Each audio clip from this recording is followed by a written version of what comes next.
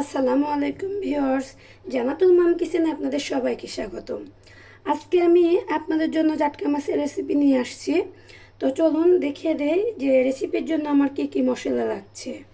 আর আজকে আমি জাটকা মাছটা একটু অন্যভাবে রান্না করব। সবাই তো একভাবে রান্না করে, প্রতিদিন ভালো লাগে না।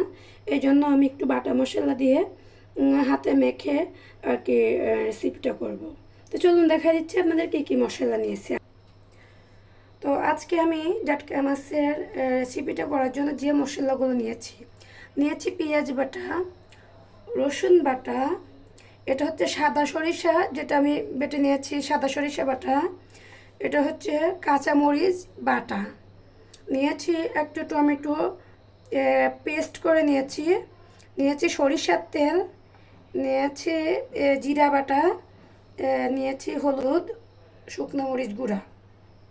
মাছগুলো দিয়ে দিচ্ছি এখানে, পেঁয়াজ পেঁয়াজ দিয়ে দিচ্ছি, রসুন দিয়ে দিচ্ছি, এখানে দিয়ে দিচ্ছি সরিষা, যেগুলো সরিষা রাখছিলাম সেগুলো দিয়ে দিচ্ছি, সাদা সরিষা বাটা দিয়ে দিচ্ছি, একটু কাঁচামরিচ দিয়ে দিচ্ছি, একটু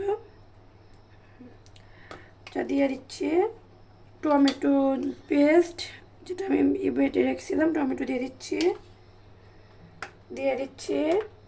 জিরা বাটা, দিয়ে দিচ্ছি শুকনো মরিচ গুঁড়া, দিয়ে দিচ্ছি হলুদ গুঁড়া,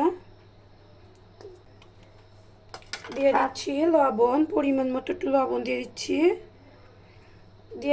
এখানে সরিষার তেল, যেটা সরিষার তেল দিয়ে দিচ্ছি, একটু সরিষার তেল দিয়ে করলে বেশ এটা খেতে অনেক মজা হয়। দিয়ে দিচ্ছি একটু রান্নার তেলও, দুই রকম তেল আমি এখানে দিয়ে দিচ্ছি, ফ্লেভারটা অনেক ভালো আসবে।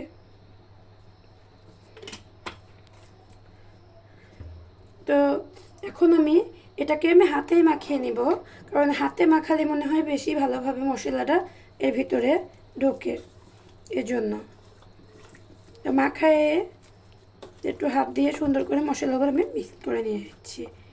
এখন কিছুক্ষণ পরে 5 মিনিট পরে এটাকে আমি পাতিলের মধ্যে দিয়ে দিব।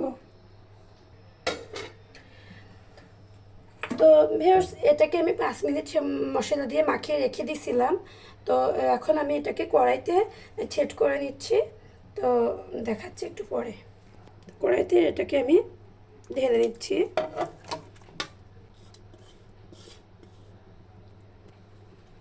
তো যে পাত্রে ম্যারিনেট করে রেখেছিলাম সেটাতে একটু মশলার পানি এতে আমি দিয়ে দিচ্ছি। আমি আর পানি দিব না, এই জন্য এখনই দিয়ে দিচ্ছি। দিয়ে আমি সুন্দর করে এটাকে করে নিচ্ছি। তো ভিউয়ার্স, এখন আমি মশলা দিয়ে মাখানো হয়ে গেছে, সুন্দরভাবে এটাকে আমি কড়াইতে ছেট করে দিয়েছি। আর আমি কিন্তু এটাতে এখন আর পানি দিব না, আমি একটুখানি পানিতে দিয়ে দিয়েছিলাম। এখন আমি চুলায় এটাকে ঢাকা দিয়ে রেখে দিব। আর এটাতে আস্তে আস্তে কিন্তু আমার মাছটা সিদ্ধ হয়ে যাবে।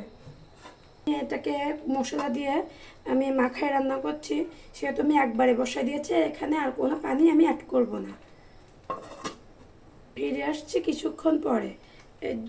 তো ভিউয়ার্স, কিছুক্ষণ হয়ে গেছে, এখন আমি ঢাকনাটা খুলে দেখবো যে মাছগুলো যে অবস্থা আছে।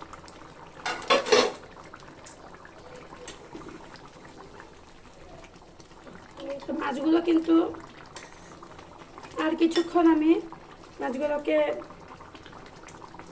হালকা হালকা জালে কিছুক্ষণ রেখে দিব। আরও 5 মিনিট আমি হালকা হালকা জালে মাছগুলোকে রেখে দিচ্ছি।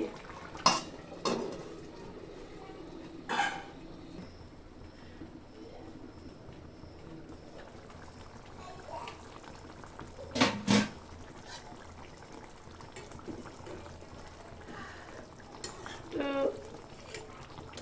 ভিউয়ার্স, আমার কিন্তু রান্নাটা হয়ে গিয়েছে। আর আমি এখানে আজকে কোনো ধনিয়া পাতা বা গরম মশলা ব্যবহার করব না, কারণ আমি বাটা মশলা ব্যবহার করেছি। আর এখানে একটু ইলিশ মাছের স্মেল আছে, তো ঘ্রাণ আছে। তো এখন যদি আমি এখানে ধনিয়া পাতা অ্যাড করি তাহলে এই ঘ্রাণটা থাকবে না। তো এই জন্য আমি এখানে ধনিয়া পাতা দিচ্ছি না। আপনারা যদি কেউ ধনিয়া পাতা খেতে পছন্দ করেন তাহলে আপনারা এখানে ধনিয়া পাতাটা এই সময় দিয়ে দিতে পারেন। তো আমি এখন নামিয়ে নিচ্ছি, আর নামিয়ে পরিবেশন করে আমি আপনাদেরকে দেখিয়ে দিচ্ছি। তো এখন আমি চুলাটা অফ করে দিচ্ছি। তো এখন মাছগুলোকে আমি উঠিয়ে নিচ্ছি, তো আপনাদেরকে দেখাচ্ছি উঠিয়ে।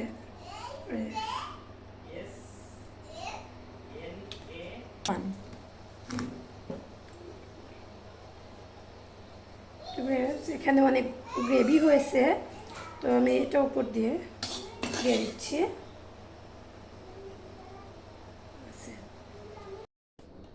তো ভিউয়ার্স, এখন আমার পরিবেশনের করা হয়ে গেছে। তো আজকে বাসায় আমার ছোট ভাই আসছে, আর মূলত আমার ছোট ভাইয়ের জন্য আমি এই মাছটা রান্না করেছি। ও জাটকা মাছ মাখা এভাবে রান্নাটা খুবই পছন্দ করে। তো চলুন আজকে আমার ছোট ভাই খেয়ে আপনাদের বলবে যে রান্নাটা কেমন হয়েছে। সেই সাথে আছে আমার মেয়ে জান্নাতুল ফেরদৌস আর হুজাইফা শাকিল। তো আসুন আপনাদের পরিবেশন করে এখনই দেখাচ্ছি।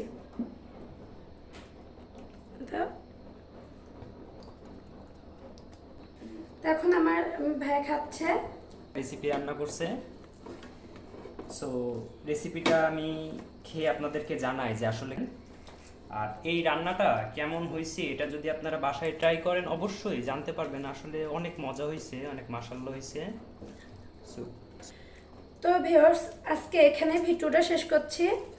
আর রান্নাটা কেমন হয়েছে অবশ্যই বাসায় ট্রাই করে বলবেন, আর শেয়ার করবেন, আর জান্নাতুল মম কিচেনের সাথেই থাকবেন। আল্লাহ হাফেজ।